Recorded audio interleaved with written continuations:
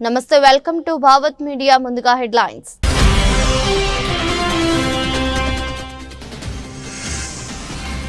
అమెరికాలో golden dome క్షిపణి రక్షణ వ్యవస్థకు ట్రంప్ శ్రీకారం. 3 ఏళ్లలో కార్యాచరణ లక్ష్యంగా ప్రణాళికలు.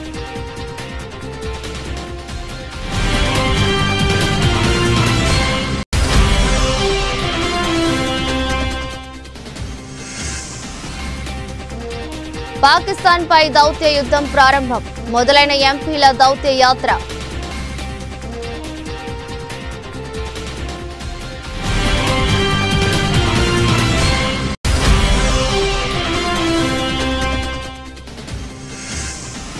హిందువులే లక్ష్యంగా దాడులు. ముర్షిదాబాద్ హింసపై కలకత్తా హైకోర్టు కమిటీ సంచలన నివేదిక.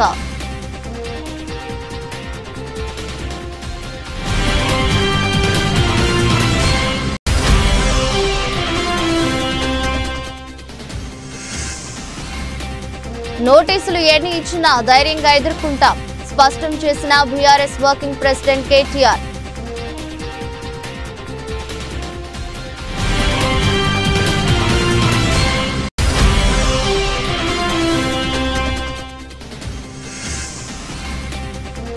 పదకొండవ యోగా ఇంటర్నేషనల్ డేను ఆంధ్రప్రదేశ్లో ఘనంగా నిర్వహిస్తారు వెల్లడించిన సీఎం చంద్రబాబు.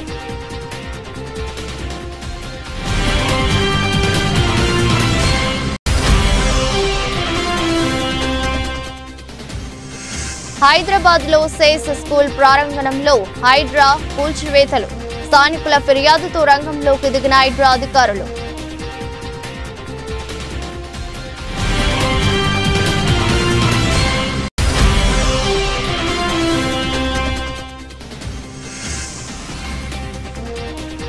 రాష్ట్రంలో రాక్షస పాలన.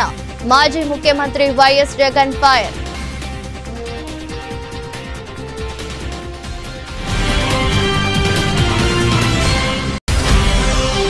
వర్ధనపేట మండలంలో ఘనంగా రాజీవ్ గాంధీ 34వ వర్ధంతి వేడుకలు.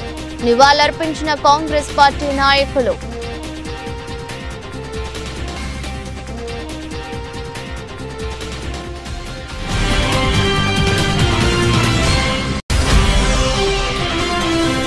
తిరుమల కలియుగ ప్రత్యక్ష దైవం శ్రీ వెంకటేశ్వర స్వామి సేవలో పలువురు ప్రముఖులు.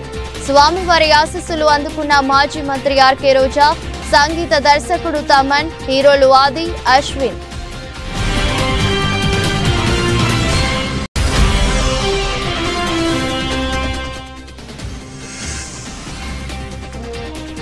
యువ ఆటగాళ్లకు కీలక సూచనలు చేసిన ధోని. అంచనాల ఒత్తిడిని తట్టుకోవాలని వ్యాఖ్య.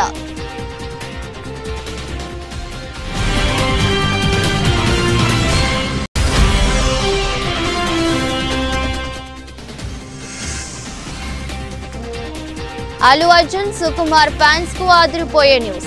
Arya 3 title register.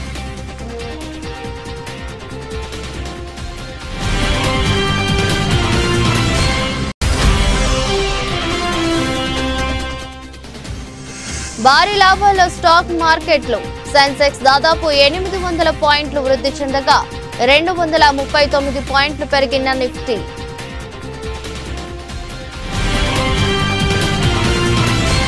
అమెరికాను క్షిపణి దాడుల నుంచి సంరక్షించేందుకు ఉద్దేశించిన గోల్డెన్ డోమ్ అనే అత్యాధునిక క్షిపణి రక్షణ వ్యవస్థ ప్రణాళికను అధ్యక్షుడు డొనాల్డ్ ట్రంప్ వైట్ హౌస్ లో ఆవిష్కరించారు. సుమారు 3 ఏళ్లలో ఈ వ్యవస్థను కార్యాచరణలోకి తీసుకురావాలని లక్ష్యంగా పెట్టుకున్నట్లు తెలిపారు. ఎన్నికల ప్రచార సమయంలో అమెరికా ప్రజలకు అత్యాధునిక క్షిపణి రక్షణ కవచాన్ని నిర్మిస్తానని హామీ ఇచ్చాను. ఈ రోజు ఆ అత్యాధునిక వ్యవస్థ నిర్మాణాన్ని అధికారికంగా ఎంపిక చేసినట్లు ప్రకటించడం సంతోషంగా ఉందని ట్రంప్ పేర్కొన్నారు. ఈ ప్రతిష్టాత్మక పథకానికి ప్రాథమికంగా $25 బిలియన్ నిధులను కేటాయించినట్లు ట్రంప్ వెల్లడించారు. అయితే దీని మొత్తం వ్యయం దాదాపు $175 బిలియన్ వరకు ఉండవచ్చని ఆయన అంచనా వేశారు. గోల్డెన్ డోమ్ పూర్తిగా నిర్మితమైన తర్వాత ప్రపంచంలోని ఏ మూల నుంచి ప్రయోగించిన క్షిపణులనైనా చివరికి అంతరిక్షం నుంచి ప్రయోగించినా సరే అడ్డుకోగలదు. మన దేశ విజయం మనుగడకు ఇది చాలా ముఖ్యమని ట్రంప్ వివరించారు. ఈ ప్రయత్నానికి US space force general Michael Guetlein నాయకత్వం వహిస్తారని, కెనడా కూడా ఇందులో భాగస్వామి కావడానికి ఆసక్తి చూపించిందని ఆయన తెలిపారు. In the campaign, I promised the American people that I would build a cutting-edge missile defense shield to protect our homeland from the threat of foreign missile attack. And that's what we're doing. Today I'm pleased to announce that we have officially selected an architecture for this state-of-the-art system that will deploy next-generation technologies across the land, sea, and space, including space-based sensors and interceptors. And Canada has called us and they want to be a part of it. So we'll be talking to them. They want to have protection also. So as usual, we help Canada do the best we can. This design for the Golden Dome will integrate with our existing defense capabilities and should be fully operational before the end of my term. So we'll have it done in about 3 years. Once fully constructed, the Golden Dome will be capable of intercepting missiles even if they are launched from other sides of the world and even if they are launched from space. Pakistan ఉగ్రవాద సంబంధాలను ప్రపంచ దేశాల ముందు ఉంచేందుకు భారత్ తన దౌత్య కార్యకలాపాలను ముమ్మరం చేసింది. ఇందులో భాగంగా 7 భారత ప్రతినిధి బృందాల్లో 2 బృందాలు తమ తమ నిర్దేశిత దేశాలకు ఈరోజు బయలుదేరాయి. జేడీయూ ఎంపీ సంజయ్ షా నేతృత్వంలోని బృందం తొలుత ఇండోనేషియా, మలేషియా, దక్షిణ కొరియా, జపాన్, సింగపూర్ దేశాల్లో పర్యటించనుంది. ఈ బృందంలో బీజేపీ ఎంపీలు అపరాజిత సారంగి, బ్రిజ్ లాల్, హేమాంగ్ జోషి, ప్రధాన్ బారువా, తృణమూల్ కాంగ్రెస్ నేత అభిషేక్ బెనర్జీ, సిపిఎం ఎంపీ జాన్ బ్రిటాస్, కాంగ్రెస్ సీనియర్ నేత సల్మాన్ ఖుర్షీద్, మాజీ దౌత్యవేత్త మోహన్ కుమార్ ఉన్నారు. శివసేన ఎంపీ శ్రీకాంత్ షిండే నేతృత్వంలోని మరో బృందం UAE, Democratic Republic of Congo, Sierra Leone, Liberia దేశాలకు వెళ్లనుంది. పాకిస్తాన్ ప్రభుత్వం ఉగ్రవాదాన్ని ప్రోత్సహిస్తుంది. గత 40 ఏళ్లుగా దీని ప్రభావం మాపై పడుతుంది. ఉగ్రవాదం విషయంలో పాక్ వైఖరిని ప్రస్తుతం ప్రపంచ వేదికలపై ఎండగట్టబోతున్నామని సంజయ్ షా ప్రయాణానికి ముందు తెలిపారు. 140 కోట్ల భారతీయుల భద్రతా విషయంలో తామంతా రాజకీయాలకు అతీతంగా పనిచేస్తామని, ఉగ్రవాదానికి వ్యతిరేకంగా ప్రభుత్వం చేస్తున్న పోరాటానికి మద్దతుగా నిలుస్తామని చెప్పారు. పాల్గాంలో 26 మంది అమాయకులను పొట్టనబెట్టుకున్న ఉగ్రదాడికి ప్రతీకారంగా భారత్ ఆపరేషన్ సింధూర్ కింద పాకిస్తాన్ పాక్ ఆక్రమిత కాశ్మీర్లోని ఉగ్ర స్థావరాలపై వైమానిక దాడులు చేసిన విషయం తెలిసిందే. ఈ నేపథ్యంలో పాకిస్తాన్ వాదనలను తిప్పికొట్టి వాస్తవాలను ప్రపంచానికి వివరించేందుకు ఈ దౌత్య యాత్ర చేపట్టారు. పశ్చిమ బెంగాల్లోని ముర్షిదాబాద్ జిల్లాలో గత నెలలో చోటు చేసుకున్న హింసాత్మక ఘటనల్లో అధికార తృణమూల్ కాంగ్రెస్ నేత ప్రమేయం ఉన్నట్లు కలకత్తా హైకోర్టు నియమించిన విచారణ కమిటీ తన నివేదికలో వెల్లడించింది. వక్ఫ్ సవరణ బిల్లు ఆమోదం పొందుతున్న సమయంలో చెలరేగిన ఈ దాడులు ప్రధానంగా హిందువులను లక్ష్యంగా చేసుకుని జరిగాయని, బాధితులు సహాయం కోసం అభ్యర్థించినప్పటికీ స్థానిక పోలీసులు స్పందించడంలో విఫలమయ్యారని నివేదిక పేర్కొంది. ముర్షిదాబాద్ లో జరిగిన హింసాత్మక ఘటనలపై హైకోర్టు ఏర్పాటు చేసిన విచారణ కమిటీ సంచలన విషయాలను వెలుగులోకి తెచ్చింది. ఈ దాడులకు స్థానిక కౌన్సిలర్ తృణమూల్ కాంగ్రెస్ నేత మహబూబ్ ఆలం సూత్రధారి అని నివేదిక ఆరోపించింది. స్థానిక కౌన్సిలర్ మహబూబ్ ఆలం దుండగులతో కలిసి వచ్చి దాడులను పాల్పడ్డారు. పోలీసులు పూర్తిగా నిర్లక్ష్యం వహించారు. ఘటనా స్థలంలో వారి జాడ కనిపించలేదని నివేదికలో కమిటీ స్పష్టం చేసినట్లు ఆంగ్ల మీడియా పేర్కొంది. ముఖ్యంగా ఏప్రిల్ 11 మధ్యాహ్నం 2:30 తర్వాత ఈ దాడి జరిగినట్లు నివేదిక తెలిపింది. దుండగులు విచక్షణ రహితంగా ఇళ్లకు నిప్పు పెట్టడం, దుకాణాలు, మాల్స్ ను లూటీ చేయడం, ధ్వంసం చేయడం వంటి చర్యలకు పాల్పడ్డారని కమిటీ వివరించింది. ఈ దాడుల కారణంగా బెడ్ పూనా గ్రామంలోనే 113 ఇళ్లు తీవ్రంగా దెబ్బతిన్నాయని నివేదికలో పేర్కొన్నారు. హిందువులే లక్ష్యంగా ఈ విధ్వంసం జరిగిందని, బాధితులు ప్రాణభయంతో పరుగులు తీసినా పోలీసుల నుంచి సకాలంలో సాయం అందలేదని కమిటీ తన నివేదికలో ఆవేదన వ్యక్తం చేసింది. గత 17 నెలలుగా పాలన చేతకాక ఇచ్చిన అడ్డగోలు హామీలు నెరవేర్చే దమ్ములేక తీసుకుంటున్న కమిషన్ల నుంచి ప్రజల దృష్టి మరల్చేందుకు ప్రభుత్వం ప్రయత్నిస్తుందని మాజీ మంత్రి బీఆర్ఎస్ వర్కింగ్ ప్రెసిడెంట్ కేటీఆర్ అన్నారు. కేసీఆర్, హరీష్ రావులను నోటీసులు ఇవ్వడంపై కేటీఆర్ స్పందించారు. ఈ విషయమై ఆయన మీడియాతో మాట్లాడుతూ ఎన్ని నోటీసులు ఇచ్చినా, ఎన్ని డ్రామాలాడినా, పూటకు కమిషన్ వేసి ఎన్ని చిల్లర ప్రయత్నాలు చేసినా రేవంత్ సర్కార్ను వదిలిపెట్టే ప్రసక్తే లేదన్నారు. ముమ్మాటికి న్యాయం, ధర్మమే గెలుస్తుందని కేటీఆర్ ధీమా వ్యక్తం చేశారు. 17 నెలలుగా పాలన చేతగాక ప్రజలకిచ్చిన అడ్డగోలు హామీలను నెరవేర్చే దమ్ము లేక తాము తీసుకునే కమిషన్ల మీద ఇవాళ రాష్ట్రం మొత్తం గగ్గోలు పెడుతుంటే, ముఖ్యంగా రాష్ట్రంలో ఉండే ఈ చిన్న చిన్న వర్కులు చేసుకునే కాంట్రాక్టర్లతో సహా అందరూ చివరికి సెక్రటేరియట్కి వచ్చి ఇది కమిషన్ల ప్రభుత్వం అని చెప్పి 20% కమిషను 30% కమిషన్ అంటూ వాళ్ళు ధర్నాలు చేయడం, చివరికి కాంగ్రెస్ పార్టీ ఎమ్మెల్యేలు కాంగ్రెస్ పార్టీ మంత్రులే ఈ ప్రభుత్వంలో కమిషన్లు లేంది, పైసలు లేంది, పర్సెంటేజీలు లేంది ఏది జరగదు అని నిష్కర్షగా ఇవాళ బహిరంగ వేదికల మీదే చెప్తా ఉంటే ఏం చేయాలనో తెలియక దిక్కుదోచక తమ కమిషన్ల నుంచి ప్రజల దృష్టి మలచడానికే ఇవాళ కమిషన్లని దానికేదో నోటీసులని ఈ ప్రభుత్వం డ్రామా చేస్తూ ఉన్నది. ప్రజాపాలన కాస్త ఈరోజు పర్సెంటేజ్ల పాలనగా మారిపోయింది. ఇది వాస్తవం. 20%, 30% అనేది మేం చేస్తున్న ఆరోపణ కాదు. ఇవాళ స్వయంగా కాంగ్రెస్ పార్టీ ఎమ్మెల్యేలు మంత్రులు చెప్తున్న మాట, ఈ రాష్ట్రంలో కాంట్రాక్టర్లు సెక్రటేరియట్లోనే ధర్నా చేసే దుస్థితి వచ్చిన మాట వాస్తవం. ఇది కాంగ్రెస్ బీజేపీ కలిపి వండుతున్న వంటకం ఏదైతే ఉందో, కాళేశ్వరాన్ని ఒక విఫల ప్రయోగంగా చిత్రీకరించే ప్రయత్నం ఏదైతే ఉందో, ప్రజలకు వాస్తవాలు తెలుసు. మాకు ఈ దేశంలోని చట్టాల మీద, న్యాయ వ్యవస్థ మీద మాకు సంపూర్ణమైన విశ్వాసం ఉంది. తప్పకుండా ఈ ప్రభుత్వాన్ని మాత్రం తప్పించుకుందామనే ప్రయత్నం చేస్తూ ఉన్నారు. అంటే కమిషన్ల పేరిట, కాలయాపన పేరిట, కమిటీల పేరిట తామిచ్చిన 6 గ్యారంటీలు, 420 హామీలు, వాటిని ప్రజల దృష్టి వాటి నుంచి పక్కకు తీసుకుపోయే ప్రయత్నం ఏదైతే చేస్తున్నారో వదిలిపెట్టే సమస్య లేదు. మీరు ఎన్ని నోటీసులు ఇచ్చినా, ఎన్ని డ్రామాలు ఆడినా అవన్నీ కూడా తప్పకుండా దూది పింజల్లాగా తేలిపోతాయనే మాట కూడా తప్పకుండా చెబుతూ, ముమ్మాటికి న్యాయము ధర్మము గెలుస్తుంది. ముమ్మాటికి తెలంగాణకు మేలు చేసిన వాళ్ళని ఆ దేవుడు కాపాడతాడు. మీరెన్ని చిల్లర ప్రయత్నాలు చేసినా, వచ్చి 17 నెలల నుంచి మీరు చేస్తున్నాయని చిల్లర ప్రయత్నాలే. ఈ కమిషన్ అని, ఆ కమిషన్ అని, ఈ ఎంక్వైరీ అని, ఆ ఎంక్వైరీ అని. అందుకే నేను చెప్పేది, ఈ 3D మంత్రం ఎక్కువ రోజులు నడవదు. ఈ డిసెప్షన్, డిస్ట్రాక్షన్ అనే మీ ఆలోచన ఏదైతుందో ఎక్కువ రోజులు నడవదు. తప్పకుండా తెలంగాణ ప్రజలు తిరగబడే రోజు కూడా వస్తుంది. ముమ్మాటికి రేవంత్ రెడ్డి ప్రభుత్వానికి, ఈ స్కామ్ గ్రేస్ ప్రభుత్వానికి తప్పకుండా బుద్ధి చెప్తారనే మాట కూడా నేను తెలియజేస్తాను. 11వ యోగా ఇంటర్నేషనల్ డేను ఆంధ్రప్రదేశ్ లో ఘనంగా నిర్వహిస్తామని ముఖ్యమంత్రి చంద్రబాబు నాయుడు అన్నారు. బుధవారం మీడియాతో మాట్లాడుతూ నాగరికతకు భారతదేశం పెట్టింది పేరన్నారు. యోగా మన వారసత్వమని, యోగా ఇంటర్నేషనల్ డేగా గుర్తింపు రావడానికి ప్రధానమంత్రి నరేంద్ర మోదీ కారణమన్నారు. యోగా మెరుగైన జీవనానికి దోహదపడుతుందని తెలిపారు. నేడు ప్రపంచంలో అన్ని దేశాల్లో జరుపుకునే కార్యక్రమం యోగా అని అన్నారు. యోగా అనేది కొద్ది మందికో లేక కొన్ని ప్రాంతాలకు సంబంధించింది కాదన్నారు. అందరి జీవితాల్లో యోగా అనే ఒక భాగం కావాలని సూచించారు.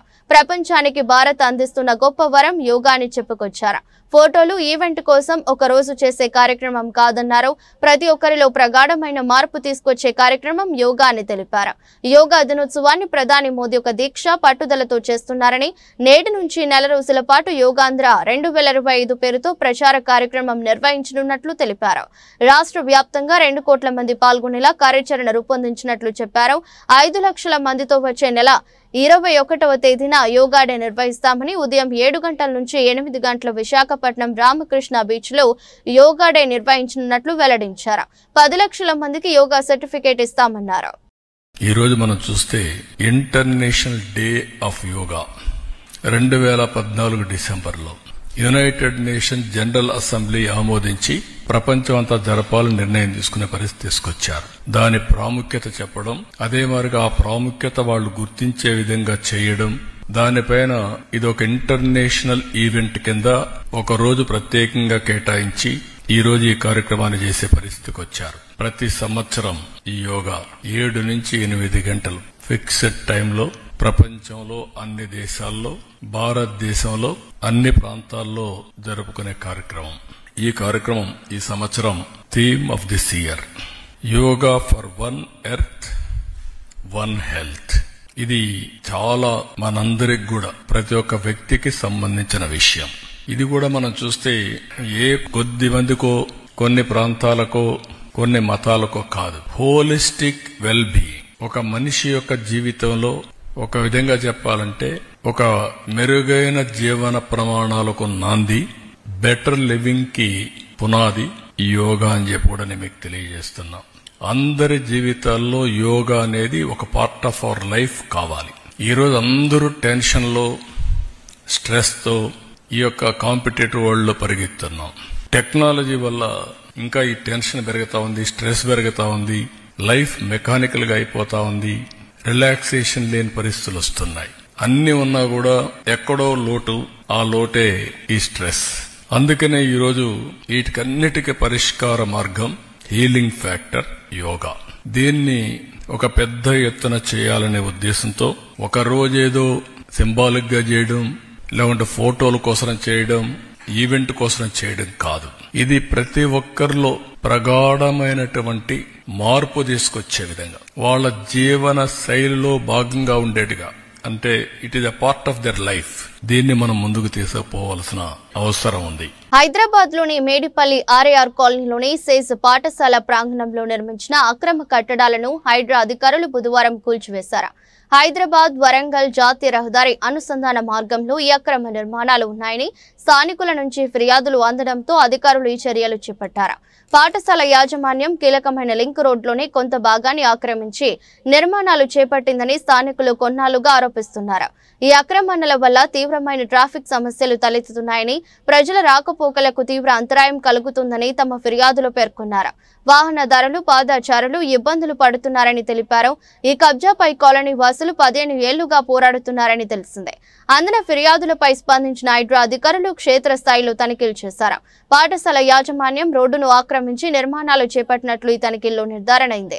దీంతో బుధవారం ఉదయం పోలీస్ బందోబస్తు నడుమ ప్రత్యేక బృందాలు పాఠశాల వద్దకు చేరుకుని రోడ్డుపైకి చొచ్చుకుని వచ్చిన అక్రమ నిర్మాణాలను కూల్చివేశాయి. ఈ కూల్చివేతల సందర్భంగా ఎలాంటి అవాంఛనీయ ఘటనలు జరగకుండా పోలీసులు జాగ్రత్తలు తీసుకున్నారు. రాష్ట్రంలో రాక్షస పాలన సాగుతుందని, మనం రాక్షస యుగంలో ఉన్నామని, చంద్రబాబు పాలనలో రాజకీయాల నైతికంగా పతనమయ్యాయని మాజీ ముఖ్యమంత్రి వైఎస్ఆర్సీపీ అధ్యక్షుడు వైఎస్ జగన్మోహన్ రెడ్డి స్పష్టం చేశారు. చంద్రబాబు పరిపాలనలో కేసులు ఎదుర్కోవాలని, అలాగే జైళ్లకు వెళ్లగలగాలని, అలాంటి వారే ఇప్పుడు రాజకీయాలు చేయగలరని, రాజకీయాల్లో మనుగడ కొనసాగించగలరని ఆయన తెలిపారు. స్థానిక సంస్థల ప్రజా ప్రతినిధులతో వైఎస్ జగన్ భేటీ అయ్యారు. డాక్టర్ బిఆర్ అంబేద్కర్ కోనసీమ జిల్లా రామచంద్రాపురం మున్సిపాలిటీ, పార్వతీపురం మన్యం జిల్లా, పార్వతీపురం మున్సిపాలిటీ, సత్యసాయి జిల్లా రామగిరి మండలం, గ్రేటర్ విశాఖ మున్సిపల్ కార్పొరేషన్ ప్రజా ప్రతినిధులతో సమావేశమైన వైఎస్ జగన్ తాజా రాజకీయ పరిణామాలపై చర్చించారు. మన హయాంలో ఈ తరహా రాజకీయాలు చేయలేదు. స్థానిక సంస్థల ఎన్నికల్లో మనం స్వీప్ చేశాం. తాడిపత్రి మున్సిపల్ ఎన్నికల్లో టీడీపీకి 18, మనకు 16. టీడీపీ వాళ్ళని లాక్కుందామని ఎమ్మెల్యే అడిగాడు. కానీ మన పార్టీ ఎమ్మెల్యేను మనం హౌస్ అరెస్ట్ చేయించాం. ప్రజాస్వామ్యంగా అక్కడ ఎన్నిక జరిగేలా చూసాం. కాబట్టి అక్కడ టీడీపీ గెలిచింది. రాష్ట్రంలో కులం, మతం, రాజకీయాలు చూడకుండా చివరకు టీడీపీ వాళ్ళ సమస్యలను తీర్చాం. జగనన్నకు చెబుదాం నంబర్కు ఫోన్ చేస్తే చాలు, వెంటనే స్పందించి పరిష్కారం చూపాం. స్పందన కార్యక్రమం ద్వారా కూడా వివక్ష లేకుండా పరిష్కారాలు చూపాం. అత్యధికంగా టీడీపీ వాళ్లకు చెందిన సమస్యలకు పరిష్కారాలు చూపి మంచి పరిపాలన అందించాం. ఇవాళ చంద్రబాబు ప్రజాస్వామ్యాన్ని పట్టపగలే కూని చేస్తున్నారని వైఎస్ జగన్ ఆగ్రహం వ్యక్తం చేశారు. మ్యానుఫ్యాక్చర్డ్ విట్నెస్లు అంటే ఒక నేరంతో ఒక మనిషికి సంబంధం ఉండదు, కానీ ఏకంగా వీళ్ళకి సంబంధించిన ఒక వ్యక్తిని క్రియేట్ చేస్తున్నారు. ఆయన చేత ఆయనను అప్రూవర్ అంటున్నారు, ఆయన చేత ఇష్టం వచ్చిన మాటలు మాట్లాడిస్తున్నారు, ఒక ఎవిడెన్స్, మ్యానుఫ్యాక్చర్డ్ ఎవిడెన్స్ క్రియేట్ చేయిస్తున్నారు. ఆ మనిషితో ఈ మనిషి పేరు చెప్పిస్తున్నారు, ఈ మనిషిని ఇలా అరెస్ట్ చేస్తూ ఉన్నారు. ఇంతవరకు ఎప్పుడు హిస్టరీలో ఇటువంటి కార్యక్రమాలు ఎప్పుడు జరగల. ఒక తప్పుడు సాంప్రదాయానికి పెద్ద మనిషి చంద్రబాబు నాయుడు గారు ఈరోజు బీజం వేస్తూ ఉన్నాడు. ప్రతి నియోజకవర్గంలో కూడా పాత కేసులు ఏమేమి ఉన్నాయని చెప్పి తవ్వుతున్నారు. ఆయన పాత కేసులలో ఇప్పుడు మన ఎమ్మెల్యే క్యాండిడేట్లను ఎలా ఇరికించాలి అని చెప్పి, ఆ కేసుల్లో ఎలా ఇరికించాలి అని చెప్పి ఇప్పుడు చూస్తూ ఉన్నారు.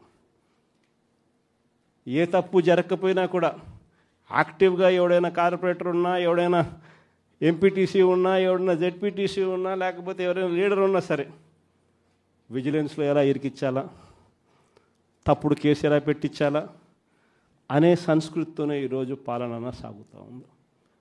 నేను ఒకటి చెప్తా ఉన్నా, ఈరోజు కష్టంలో ఉన్న వైఎస్ఆర్సీపీ అన్నదమ్ములు నేను ఈరోజు చూస్తూ ఉన్నా. నేను మీ అందరికీ ఒకటే చెప్తా ఉన్నా, మీ అన్నగా, మీ తమ్ముడిగా, మీ బిడ్డగా ఒకటి చెప్తా ఉన్నా. నెక్స్ట్ వచ్చే జగన్ 2.0లో పరిస్థితి ఈ మాదిరిగా ఉండదు. ఈరోజు ప్రతి కార్యకర్త కష్టాన్ని చూస్తూ ఉన్నా కాబట్టి చెప్తా ఉన్నా. ఇంతకుముందు మన హయాంలో మనం వచ్చే టయానికే కోవిడ్ మహమ్మారి మధ్యలో 2019 జూన్లో మనం ప్రమాణ స్వీకారం చేశాం. ఆ తర్వాత ఆ మార్చిలోనే ముగియక మునిపే ఒక సంవత్సరం కూడా సరిగ్గా ముగియక మునిపే 2020 మార్చి వచ్చేసరికి వెంటనే కోవిడ్ వచ్చింది. ఆ తర్వాత 2 సంవత్సరాలు కోవిడ్తో మనం యుద్ధం చేయాల్సిన పరిస్థితుల మధ్య మన పాలన సాగింది. బహుశా కార్యకర్తలకు అనుకున్న మేరకు బహుశా నేను చేయలేకపోయి ఉండొచ్చు. కానీ ఇవాళ ఒకటే చెప్తా ఉన్నా, ఈరోజు ఈ కష్టాన్ని చూసిన వ్యక్తిగా చెప్తా ఉన్నా, రేపొద్దున ఇలా ఉండదు. రేపొద్దున జరిగే ప్రతి విషయంలోనూ వైఎస్ఆర్సీపీకి కార్యకర్తే నెంబర్ 1గా ఉంటాడని మాత్రం ఖచ్చితంగా చెప్తా ఉన్నా. ప్రతి కార్యకర్తకు నేను ఒకటే చెప్తా ఉన్నా, ఎవడెవడైతే మీకు అన్యాయం చేశాడో పర్వాలా, అన్యాయం చేయండి, చేయించుకుంటాం, టైం మీది, కానియండి, కొట్టండి అని చెప్పండి. ఆడు ఎవడు ఏం చేస్తా ఉన్నాడో పేరు రాసుకోండి. రెడ్ బుక్ అని నేను చెప్పను కానీ. మాజీ ప్రధాని రాజీవ్ గాంధీ 34వ వర్ధంతి పురస్కరించుకుని వరంగల్ జిల్లా వర్ధనపేట మండలం అంబేద్కర్ సెంటర్లో బుధవారం జిల్లా ఎస్పీ సెల్ అధ్యక్షులు తుళ్ల రవి ఆధ్వర్యంలో ఘనంగా నిర్వహించారు. ఈ సందర్భంగా చిత్రపటానికి పూలమాలలు వేసి నివాళులర్పించి మాట్లాడుతూ, భారతదేశంలో టెక్నాలజీ తెచ్చి గొప్ప సంస్కరణలు తెచ్చి దేశం నేడు అభివృద్ధి చెందే విధంగా పునాది వేసింది రాజీవ్ గాంధీ అని, 18 ఏళ్లకే ఓటు హక్కు కల్పించిన ఘనత రాజీవ్ గాంధీకి దక్కిందని, చట్టసభల్లో మహిళలకు 33% రిజర్వేషన్ ఘనత కాంగ్రెస్ పార్టీ రాజీవ్ గాంధీని కొనియాడారు. ప్రతి కాంగ్రెస్ కార్యకర్త ఆదర్శంగా తీసుకోవాలని సూచించారు. మన భారత మాజీ ప్రధాని రాజీవ్ గాంధీ వర్ధంతి 34వ సందర్భంగా నేడు వర్ధనపేట పట్టణ కేంద్రంలో అతనికి ఘన నివాళులు వరంగల్ ఎస్ఎస్ఎల్ జిల్లా కాంగ్రెస్ పార్టీ పక్షాన ఘన నివాళులు తెలియడం జరిగింది. మరి రాజీవ్ గాంధీ లేని లోటు కాంగ్రెస్ పార్టీకి తీవ్ర ఇబ్బందులకు గురైనాయి. నేటికి ఐటీ రంగంలో సాంకేతిక విప్లవ మార్పులు తీసుకొచ్చిన ఘనత రాజీవ్ గాంధీ గారికి దక్కింది. 18 ఏళ్లకే ఓటు హక్కు కల్పించిన మన నాయకుడు రాజీవ్ గాంధీ గారు. అలాగే 32-31వ ఆర్థిక ప్రణాళిక ప్రకారం మహిళలకు చట్టసభల్లో రిజర్వేషన్ కల్పించిన ఘనత కూడా మన రాజీవ్ గాంధీ గారికి దక్కిందని సగర్వంగా కాంగ్రెస్ పార్టీ నాయకుల పక్షాన తెలియజేయడం జరుగుతుంది. ఈ కార్యక్రమానికి విచ్చేసిన వరంగల్ జిల్లా కాంగ్రెస్ పార్టీ ఉపాధ్యక్షులు భావన గారు, వారి వర్ధనపేట మండల అధ్యక్షులు సమ్మయ్య గారు, మరియు సీనియర్ నాయకులు మాజీ ఎంపీటీసీ నిరంజన్ గారు, మరియు ఎంఆర్పీఎస్ పోలిట్ బ్యూరో సభ్యుడు అన్న సీనన్న గారికి, మరి లేబర్తి గ్రామ నివాసి అయిన మా పంతులు యాకే సార్ గారికి కృతజ్ఞతలు, ధన్యవాదాలు తెలియజేసుకుంటూ ఈ సమావేశాన్ని ముగిస్తున్నాం. తిరుమల కలియుగ ప్రత్యక్ష దైవం శ్రీ వెంకటేశ్వర స్వామి సేవలో పలువురు ప్రముఖులు పాల్గొని స్వామివారి ఆశీస్సులు అందుకున్నారు. బుధవారం ఉదయం వీఐపీ విరామ సమయంలో మాజీ మంత్రి ఆర్కే రోజా, సంగీత దర్శకుడు తమన్, హీరోలు ఆది, అశ్విన్లు శ్రీవారిని దర్శించుకుని మొక్కులు తీర్చుకున్నారు. వీరికి ఆలయ అధికారులు దగ్గరుండి దర్శన ఏర్పాట్లను చేశారు. దర్శనం అనంతరం ఆలయ రంగనాయకుల మండపంలో వేద పండితులు వేద ఆశీర్వచనం అందించగా అధికారులు స్వామివారి తీర్థ ప్రసాదాలను అందజేశారు. ఐపీఎల్ 2025 సీజన్ లో భాగంగా Chennai super Kings Rajasthan Royals జట్ల మధ్య జరిగిన హోరీ పోరులో రాజస్థాన్ 6 వికెట్ల తేడాతో విజయం సాధించింది.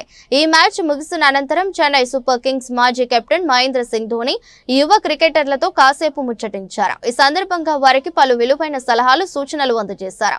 యువ ఆటగాళ్లను ఉద్దేశించి ధోని మాట్లాడుతూ, మీ మీద అంచనాలు పెరిగినప్పుడు ఒత్తిడికి గురి కావద్దు. సీనియర్ ఆటగాళ్లు, కోచింగ్ సిబ్బంది నుండి నేర్చుకోండి. యువ ఆటగాళ్లు 200+ స్ట్రైక్ రేటుతో పరుగులు చేయాలనుకున్నప్పుడు బ్యాటింగ్ లో నిలకడ కొనసాగించడం కష్టమే. అయినా మ్యాచ్ లో ఏ దశలో అయినా 6లు కొట్టగల సామర్థ్యం వారి సొంతమన్నారు. అంచనాల భారాన్ని మోయకుండా సహజ సిద్ధమైన ఆట తీరును ప్రదర్శించాలని యువకులకు సూచించారు. ఇదే క్రమంలో తమ జట్టు ప్రదర్శన పైన ధోని స్పందించారు. మేం ప్రత్యర్థి జట్టు ముందు మంచి లక్ష్యమే ఉంచాం, కానీ మ్యాచ్ ఆరంభంలో త్వరగా వికెట్లు కోల్పోవడంతో లోయర్ మిడిల్ ఆర్డర్ పై ఒత్తిడి పడింది. బ్రేవిస్ చక్కటి ఇన్నింగ్స్ ఆడాడు. అతడు బ్యాటింగ్ చేస్తున్నప్పుడు రన్ రేట్ చక్కగా ఉంది, కానీ మేము మొదట్లోనే వికెట్లు కోల్పోవడంతో దాన్ని కొనసాగించలేకపోయామని ధోని వివరించారు. పుష్కర కాలం క్రితం అల్లు అర్జున్, సుకుమార్ కాంబినేషన్ లో వచ్చిన ఆర్య 2 చిత్రాలు సృష్టించిన సంచలనం అంతా ఇంత కాదు. ఒకదాన్ని మించి మరొకటి డిఫరెంట్ స్క్రీన్ ప్లే, పాటలతో, స్టోరీతో యూత్ కు మరపురాని జ్ఞాపకంగా మలిచారు. ఆపై ఈ సిరీస్ లో 3వ చిత్రం వస్తుందని భావించినా అవి ముందట పడలేదు. ఆ తర్వాత అల్లు అర్జున్ జాతీయ స్థాయిలో గుర్తింపు తెచ్చుకోవటం, సుకుమార్ సైతం అదే స్థాయిలో పేరు తెచ్చుకుని సౌత్ లో one of the top director గా కొనసాగుతున్నారు. ఈ నేపథ్యంలో ఉన్న ఫలంగా ఆర్యా 3 సినిమా విషయంలో ఓ ఆసక్తికర అప్డేట్ నెట్టింట చక్కర్లు కొడుతుంది. ఇదిలా ఉంటే వీరి కాంబినేషన్ లో ఆర్యా 3 ఉంటుందని సుకుమార్ గతంలో మాట వరుసకు అన్నప్పటికీ అవి చేతల వరకు రాకపోవడంతో ఆ సినిమా గురించి అంతా మరచిపోయారు. తీరా ఇప్పుడు తాజాగా దిల్ రాజు శ్రీ వెంకటేశ్వర క్రియేషన్ సంస్థ ఆర్యా 3 టైటిల్ ను రిజిస్టర్ చేయించడం ఇప్పుడు సర్వత్రా హాట్ టాపిక్ గా మారింది. సడన్ గా ఆర్యా 3 విషయం బయటకు రావడంతో అంతా టాలీవుడ్ ఏం జరుగుతుంది అంటూ మాట్లాడుకుంటున్నారు. దర్శకుడు హీరో పాన్ ఇండియా ఇమేజ్ కలిగి ఉండి ఇప్పుడు ఈ టైటిల్ తో తిరిగి ప్రేమ కథ చేస్తారా, లేక విజయ్ దేవరకొండ ఆశిష్ రెడ్డిలలో ఇద్దరితో ఎవరితోనైనా ఈ సినిమాను తెరకెక్కించబోతున్నారా అనే వార్తలు తెగ ప్రచారం అవుతున్నాయి. మరోవైపు ఇతరులు ఎవరైనా ఈ టైటిల్ తీసుకోక మునుపే ముందు జాగ్రత్తగా దిల్ రాజు బ్యానర్ ఈ టైటిల్ రిజిస్టర్ చేసి తన వద్ద పెట్టుకుందా అనేది తెలియాల్సి ఉంది. అసలు విషయం తెలియడానికి మరికొద్ది రోజుల సమయం పాటు అవకాశం ఉంది. భారత స్టాక్ మార్కెట్లు నేడు లాభాలతో మొదలై క్రమంగా పుంజుకున్నాయి. దీంతో నిన్నటి భారీ నష్టాల నుంచి మార్కెట్ రికవరీ అయిందని చెప్పవచ్చు. ఈ క్రమంలో ఉదయం 10.36 గంటల నాటి బీఎస్సీ సెన్సెక్స్ 800 పాయింట్లు లాభపడగా ఎన్ఎస్సీ నిఫ్టీ 259 పాయింట్లు ఎగబాకింది. ఇదే సమయంలో బ్యాంక్ నిఫ్టీ 457 పాయింట్లు వృద్ధి చెందగా నిఫ్టీ మిడ్ క్యాప్ 100 సూచీ మాత్రం 532 పాయింట్లు పైకి చేరింది. ఈ క్రమంలో మదుపర్లు కొన్ని నిమిషాల వ్యవధిలోనే లక్షల కోట్ల రూపాయలను దక్కించుకున్నారు. మరికొంతమంది ఇన్వెస్టర్లు మాత్రం నష్టపోయారు. ఈ నేపథ్యంలో ప్రస్తుతం Bharat electricals, Bajaj auto, sun pharma, Cipla, M&M కంపెనీల స్టాక్స్ టాప్ 5 లాభాల్లో ఉండగా Shriram finance, IndusInd bank, Kotak Mahindra, Airtel కంపెనీల స్టాక్స్ టాప్ 4 నష్టాల్లో ఉన్నాయి. విభాగాల వారీగా చూస్తే నిఫ్టీ ఐటీ 0.4% తగ్గింది. నిఫ్టీ ఫార్మా 1.4% లాభపడగా Nifty mid cap 0.1%, Nifty small cap 0.1% తగ్గింది. అంతర్జాతీయ అంశాల మధ్య ముడి చమురు ధరలు మళ్లీ దూసుకుపోతున్నాయి. తాజా సమాచారం ప్రకారం ఇజ్రాయెల్ అణు కేంద్రాలపై దాడి చేయాలని ఇరాన్ పై యోచిస్తున్నట్టు వచ్చిన వార్తల నేపథ్యంలో ముడి చమురు ఫ్యూచర్లు బుధవారం ఉదయం పెరుగుదలను నమోదు చేశాయి. ఈ క్రమంలో బుధవారం ఉదయం 9:26 సమయానికి జులై బ్రెంట్ ఆయిల్ ఫ్యూచర్స్ 1.48% పెరిగి $6.35 వద్ద ట్రేడ్ అవుతున్నాయి. వార్తలు ముగించే ముందు మరోసారి హెడ్లైన్స్.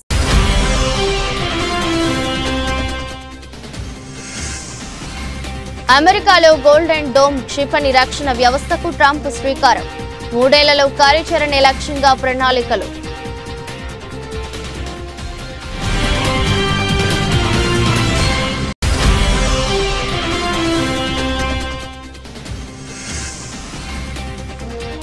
పాకిస్తాన్ పై దౌత్య యుద్ధం ప్రారంభం. మొదలైన ఎంపీల దౌత్య యాత్ర.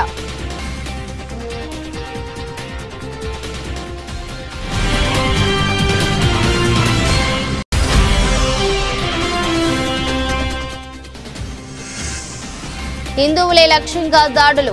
ముర్షిదాబాద్ హింసపై కలకత్తా హైకోర్టు కమిటీ సంచలన నివేదిక.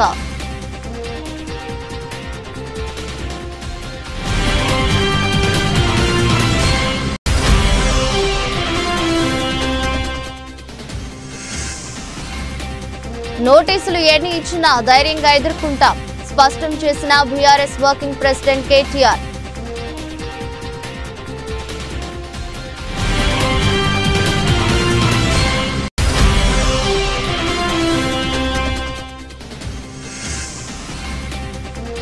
పదకొండవ యోగా ఇంటర్నేషనల్ డేను ఆంధ్రప్రదేశ్లో ఘనంగా నిర్వహిస్తారు వెల్లడించిన సీఎం చంద్రబాబు.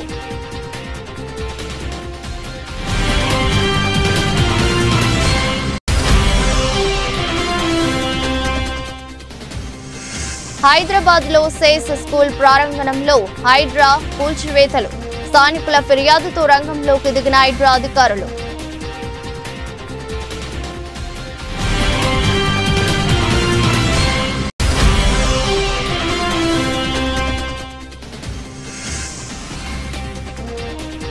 రాష్ట్రంలో రాక్షస పాలన. మాజీ ముఖ్యమంత్రి YS Jagan fire.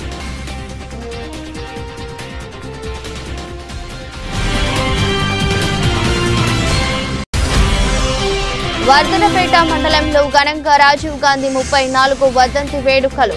నివాళులర్పించిన Congress party నాయకులు.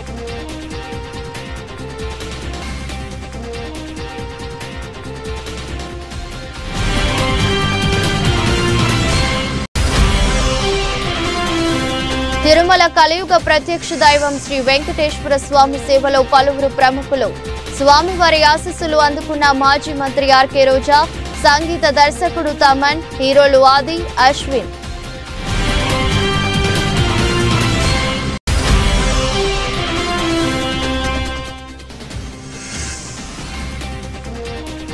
యువ ఆటగాళ్లకు కీలక సూచనలు చేసిన ధోని, అంచనాల ఒత్తిడిని తట్టుకోవాలని వ్యాఖ్య.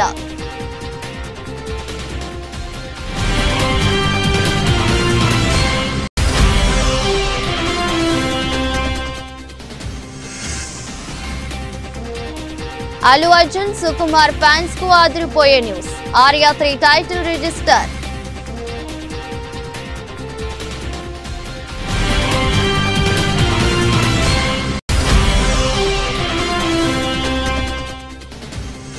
భారీ లాభాల్లో స్టాక్ మార్కెట్లు.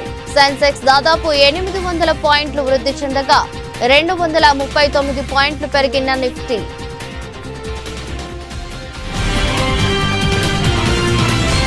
ఇది రోజు బులెటిన్. మరో బులెటిన్లో మళ్ళీ కలుద్దాం. అంతవరకు సెలవు. నమస్కారం.